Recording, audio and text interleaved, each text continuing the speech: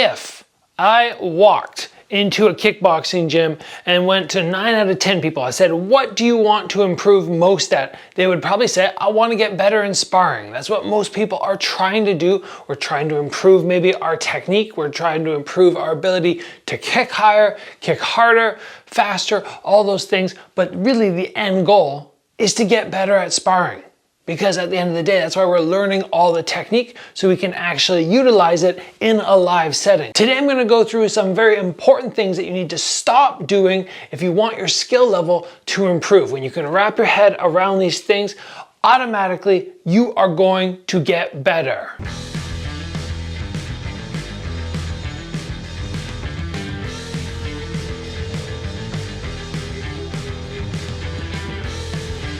I have found the earbuds that do it all. They are wireless. They have noise canceling features, so your favorite songs now just sound epic in your head. And these earbuds actually stay in place so that when I'm doing my workouts, when I'm moving around, I don't have to constantly keep adjusting them so they don't fall out. This is a quality product that I cannot recommend highly enough. You can click the link in the description below or click right up there and you can use my promo code VARGA10 to save 10%. You guys already know on the channel, I have so many episodes that are gonna teach you how to kick higher, or how to throw better boxing combos, or how to get a little bit better at defense. Actually, in early 2024, I'm gonna have a whole course on defense that you can follow along with. So excited to share that with everybody here. But really at the end of the day, everybody's trying to improve these little things so they can get to that big thing, which is be the best in the gym at sparring. That was always my goal. I know it's a little bit of an ego when you think about it that way, but it's kind of like if you're going to an ice skating rink to play hockey, you want to be the best there. If you're going to go join the swim team, you want to be the fastest there. If you're going to go join a martial arts gym, really you do want to be the best there. You want to be the person who's sweeping down everybody else, who's landing the good body shots, who's chopping the legs, who's throwing the high kicks and pulling them at the last second. Just as you touch somebody in the cheek, you want to be that person. But without taking these tips today and making sure that you're actually stopping some things which just don't work and adding a couple other little things, your skill level is never going to reach that high level. So let's jump in to this first point. And that is to only throw the same technique multiple times if it's working. And even if that is working, you still want to throw other techniques in between to distract them before you come back to that one that is working. Case in point, so many times people will just throw straight up body round kicks at me. They'll just body round kick. Body round kick. After they've done it 2 times, I'm ready for the next one. And more often than not, I'm gonna catch the 3rd one and then I'm gonna throw them on the floor. The only times that somebody can get away with a technique multiple times is if the other guy is just really bad at defense, or you are so exceptional at this technique that you can get away with continually throwing it. But instead of just going, oh, I'm gonna throw a round kick. Oh, it landed, I'm gonna throw another round kick. Assume at some point this guy's gonna catch up on that, and then maybe you're gonna throw something to distract them. Throw something to distract them, and then come back to that technique, which is working so nicely. When you can stop throwing the same thing over and over, and then eventually having it get caught or countered, your skill level is going to just improve so much because you will be less predictable. The next thing which you have to start doing is you have to change your attack heights and change your attack angles. So you're not always coming in, oh, okay, I'm just attacking at head level, or okay, I'm going to switch my heights, but I'm only attacking on a center line. We want to make sure that we are switching heights, switching angles, and chopping down everywhere. So it's really hard for this person. They're going, okay, I'm blocking, oh no, oh. And it's so much more difficult defensively to have those change-ups and to always be panicked on where the next shot might come. As soon as you can start doing that in your offense, you're gonna make the lives of the people across from you so much harder. Now, if you're looking to be better than 90% of the other people in the gym or everybody else in the gym, there's one area where I see so many people struggle when I spar them. That's their body conditioning. I'd say 9 out of 10 people, 90% of people are unable to keep that stomach locked when they're on offense and to keep it tight all the time while they're on defense. As I just did that whole explanation there, that long little monologue, my stomach was locked. I don't have a loose stomach where I can just go, okay, my fingers can squish into my stomach. I tighten it so it's hard, but I can still breathe.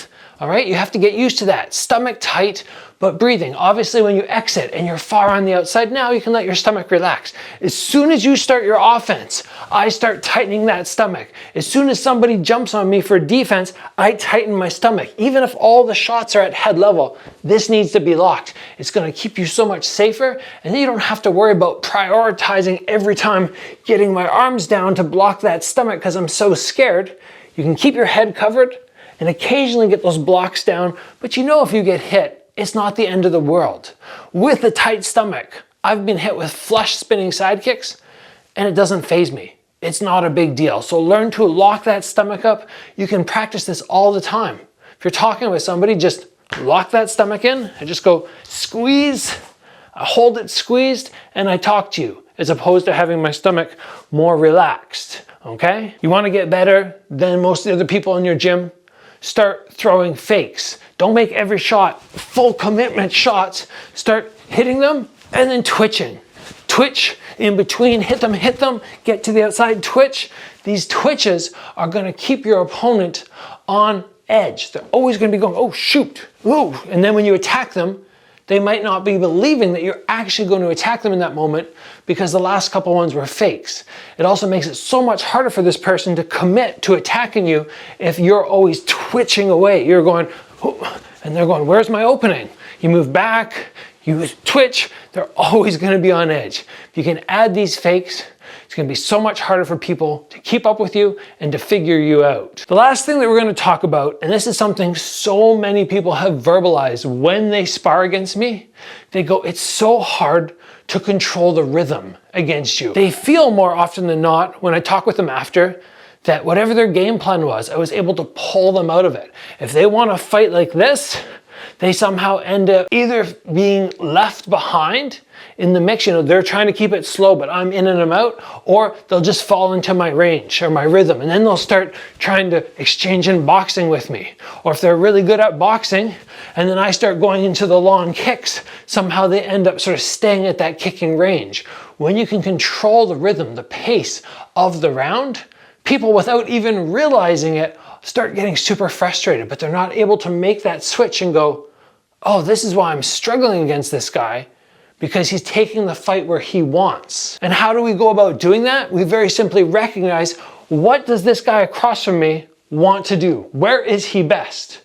If he's great at clench, and every time we fall into the clench, he starts manhandling me, my main priority is going to be to avoid that. I might do that by staying on the outside and moving lots. I might do it by whenever he grabs me, lighting him up. As soon as he grabs me, clenching and making it basically nullified work. There's lots of ways I can go about neutralizing somebody's strength, but at the end of the day, I have to push and push and push to make whatever he's trying to do so difficult that he essentially gives up on it.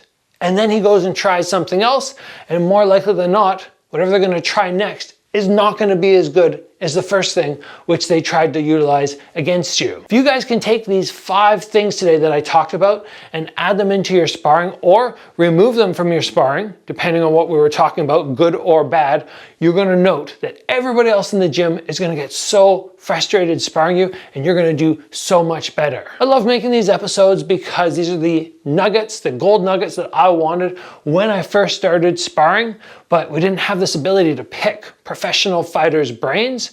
Now, I hope you guys take this, you write down your notes, you go and try sparring, and you get a certain degree of success in improvements. You should note this, you really should, because these things are just absolute gems. Guys, we're gonna call it there. Gotta go and get to a Zoom private. I appreciate you joining me today. As always, train hard, and I will see you back here soon for another video.